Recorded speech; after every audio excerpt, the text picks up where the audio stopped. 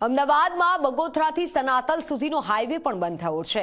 અમદાવાદથી સૌરાષ્ટ્ર જતા લોકોને સીધી તેની અસર પડી છે। ભારે વરસાદના કારણે બાવળા સહિતના વિસ્તારમાં મુશ્કેલી વિકટ બની છે। લોકોને હેરાન પરેશાની થઈ રહી છે। ટ્રાફિકની વ્યવસ્થા જાળવવા માટે ડાયવર્ઝન આપવામાં આવ્યો છે તો અમદાવાદ જિલ્લામાં પોલીસના 2000 જવાનો અત્યારે તૈનાત છે।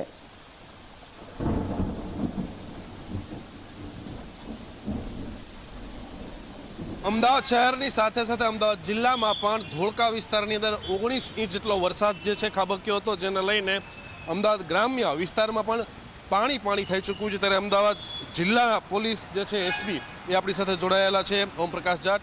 આમ તો સામાન્ય રીતે પોલીસનું કાયદો અને વ્યવસ્થાનું કામ છે, પરંતુ અત્યારે વરસાદની વચ્ચે જે છે પોલીસની માનવતાની મહેક જે છે એ મહેકી ઉઠી છે।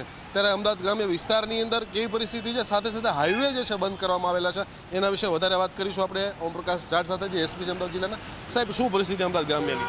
અત્યારે અમદાવાદ ગ્રામ્યમાં જે સૌથી વધારે જે વરસાદ પડેલી છે આ ધોળકા ટાઉનને નજીકના એરિયામાં, પછી માંડલ વિસ્તારના દેત્રોજ, માંડલ, વિરમગામ અને એને સાથે સાથે આ જે બાવળાને નજીકના એરિયા છે તમામમાં પણ જો અત્યારે ઘણી બારિશ પડેલી છે। ઓર એ અત્યારે ધોળકા ટાઉનની આખી કનેક્ટિવિટી જે કટ થઈ ગઈ છે, એને સાથે સાથે સાણંદના 5-10-8 ગામડા એવા છે જેની તમામ કનેક્ટિવિટી કટ થઈ ગઈ છે। ઓર એને સાથે સાથે જે મુખ્ય જે અત્યારે જે ઇસ્યુ છે રાજકોટ અમદાવાદ હાઈવે જે છે એમાં બાવળાને જે નજીકનો વિસ્તાર છે આ ટોટલી જો મતલબ ફ્લડેડ છે।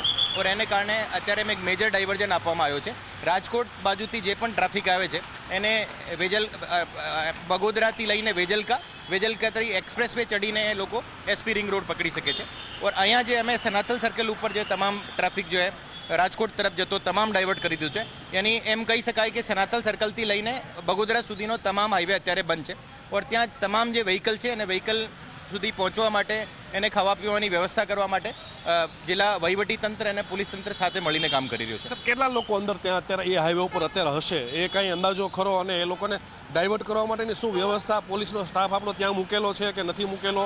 એમને કોઈ તકલીફ થશે તો કેવા પ્રકારની કાર્યવાહી કરવામાં આવશે? આ આખા હાઈવેના સ્ટ્રેચ ઉપર અમારા 2 ડીવાયએસપી અને અમારા 4 પીઆઈ ઓર એને સાથે સાથે 200 જેવી પોલીસ અને 100 અરાઉન્ડ હોમગાર્ડ જીઆરડી અત્યારે ડિપ્લોયડ છે। એ તમામ લોકો રાત્રિમાં 3 વાગ્યા સુધી આખું ક્લિયર થઈ ગયું છે। પછી જે નેક્સ્ટ લોટ ઓફ બારિશ આવ્યો હતો એને કારણે જો અત્યારે જે પાણી ભરાઈ ગયો હતો ઓર એને કારણે અત્યારે આખો હાઈવે બંધ છે। ઓર એના રેસ્ક્યુ માટે અત્યારે એક એસડીઆરએફની ટીમ ઓર એની સાથે સાથે એક આર્મીની પણ એક ટીમ અત્યારે પહોંચવામાં આવી રહી છે। અત્યારે ડીવાયએસપી નીલમ ગોસ્વામી અને ડીવાયએસપી પ્રકાશ પ્રજાપતિ આખા હાઈવે સ્ટેશને જોઈ રહ્યા છે। ઓર લગભગ આ વિસ્તારમાં મોર દેન 2-3,000 વ્હીકલ જે અત્યારે વચ્ચે સ્ટોપ છે, જેમાં મોટા હેવી વ્હીકલ છે એ પણ અત્યારે જો સ્ટોપ છે। તો એને નિકાલ કરવા માટે જો અમારી તમામ લગભગ 200 લોકોની ટીમ અત્યારે લાગેલી છે। જિલ્લા વહીવટી તંત્ર તરફથી જો અહીંયા એસડીએમ રેન્કના અધિકારી નિમણૂક કરવામાં આવે છે આખા હાઈવે સ્ટેજ ઉપર। અને એને સાથે સાથે એની જે પ્રાઇવેટ જે કંપની છે એ કંપનીજમાં જેમ કે ગેલેપ્સ ઇન્ડસ્ટ્રીયલ પાર્કમાં ઘણી બધી અત્યારે કંપનીના લોકો ત્યાં અંદર છે, તો એને જમવાની વ્યવસ્થા કરવાની ઓર એને સાથે એને રેસ્ક્યુ કરવા માટે એસડીઆરએફ અને આર્મીની ટીમ અત્યારે લાગેલી છે। શું લાગે છે કેટલાક કલાકો સુધીમાં ક્લિયર થઈ જશે હવે? કારણ કે વરસાદ તો હજી 24 કલાક સુધીની આગાહી છે, એટલે પોલીસ સતત કામે લાગેલી છે, તંત્ર કામે લાગેલું છે। લાગે છે કે થોડા સમયની અંદર રાહત મળી જશે? બિલકુલ જો અત્યારે જો આપ જોઈ શકો છો કે જો લગભગ કાફી કુછ ક્લિયર થઈ ગયો છે। ઓર 2 થી 3 કલાકમાં આખો હાઈવે જે છે બધો ક્લિયર થઈ જશે। એને સાથે સાથે આ જે વિરમગામવાળો જે મુખ્ય હાઈવે જે હાંસલપુર વિઠલાપુરને કનેક્ટ કરે છે આ પણ અત્યારે જો બ્લોક છે, જે સોકલી ફાટક ઉપર ઘણો બધો પાણી આવી રહ્યો છે, તો એને કારણે પણ હાઈવે બ્લોક છે। તો પાણી ઉતરતામાં લગભગ 2 થી 3 કલાકમાં ઓછું થઈ જશે।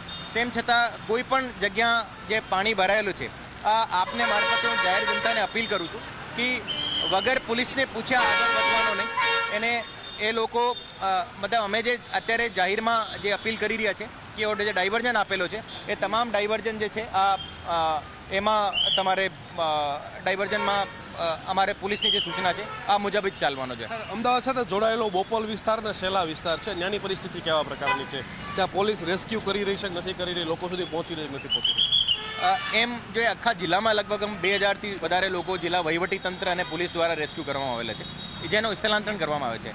બોપલમાં જે મુખ્ય વિષય જે છે એ અમે અત્યારે જે વીઆઈપી જે રોડ છે જે આ જે સિલજ અને જે સાઉથ બોપલને વચ્ચેની જે રોડ છે અહીંયા એક પાણીનો વધારે ભરાવ છે ઓર અહીંયા સ્થિતિ નોર્મલ છે બિકોઝ અહીંયા સિટીમાં અત્યારે બારિશ બંધ છે એમ બોપલમાં કોઈ વધારે ઇસ્યુ નથી પણ જે નજીકના જે બાવળા અને એ વિસ્તારો છે એ વિસ્તારોમાં અત્યારે પણ સ્થિતિ થોડી દુર્ગમ છે ઓર એને કારણે અત્યારે અમારી ટીમ બધી જગ્યા લાગેલી છે આમ તો એની સાથે સાથે જે ધોળકા ટાઉનમાં મારી જાહેર જનતાને આ વિનંતી છે કે ધોળકા ટાઉનની કનેક્ટિવિટી અત્યારે નથી તો કોઈ પણ વ્હીકલ જે ધોળકા ટાઉનમાં આવતો હોય એ અત્યારે જો એ ડાયવર્ટ થઈને ધોળકા ટાઉનમાં ના પહોંચે અને 2-3 કલાકમાં જ્યારે સ્થિતિ જે નોર્મલ થઈ જાય તો અમે આ મીડિયા મારફતે અને તમામ સોશિયલ મીડિયા મારફતે અમે જાહેર કરીએ કે અત્યારે નોર્મલ છે, તમે ધોળકામાં આવી શકો છો.